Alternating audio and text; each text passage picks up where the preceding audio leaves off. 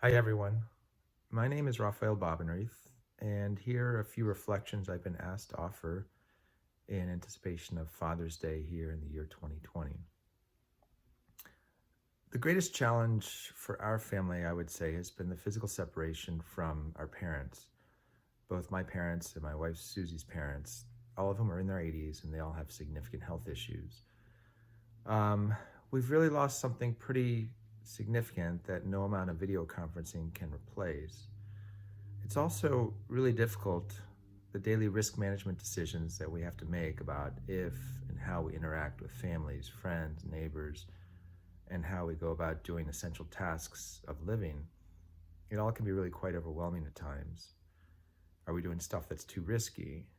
Are we too worried about ourselves and our own personal safety and not doing what's important? And the recent protests sparked by the death of George Floyd has really added a dimension of complexity and difficulty to this sort of decision making. And I personally have had a lot of trouble navigating that in the recent weeks. I've really come to the realization over the recent weeks that I've done far too little over the course of my life to promote racial justice in this country. And yet I'm also struggling with the question of how do I do more? How do I move out of my comfort zone? But how do I do it in a way that's thoughtful and helpful and not somehow reckless? What's given me hope during this time? I would say on a personal level, I've derived a lot of hope from the interactions within our family. Before the pandemic, we were quite busy with comings and goings, and it felt like we were kind of like those hamsters on those wheels and those cages, and just always moving around, moving, and just having these brief respites where we would stop, but then mostly continuing just moving and coming and going. And these past few months, we've really been forced to just slow down, and it's been quite nice in the sense of being able to cook together more frequently, play more board or card games, watch the occasional show on TV. Don't get me wrong, we still get on our nerves plenty, and we still have our fair share of conflicts as a family.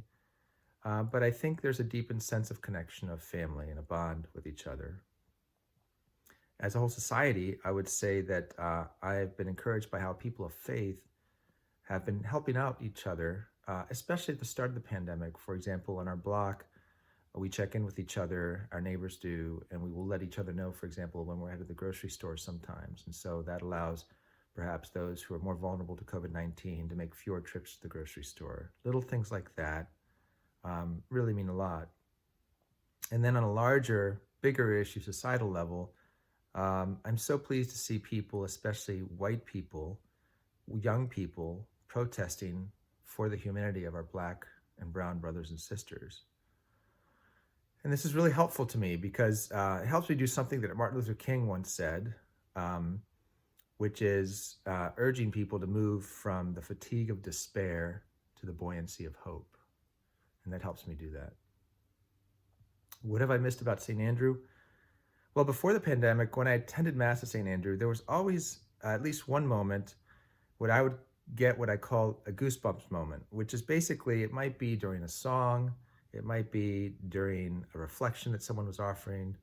It also sometimes was just an interaction I would have with a person during the sign of the peace or a conversation afterwards. Um, but it just was a sort of a moment that made me reminded me of the shared kinship that we have as a community. Um, Father Greg Boyle, many of you know me, know that I'm a big fan of Father Greg Boyle. He talks about imagining a circle of compassion and then imagining no one stands outside of it.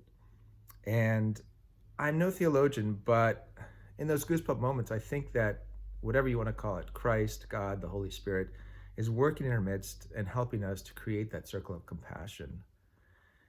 And hopefully it reinvigorates us. It certainly reinvigorates me, and it helps me go out into the world and try and recreate or produce as much as possible that circle of compassion in my daily lived existence outside of St. Andrew.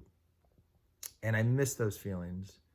And I look forward to the day when we once again can come together physically and celebrate Mass in the same building. Thank you, everyone, and please take care.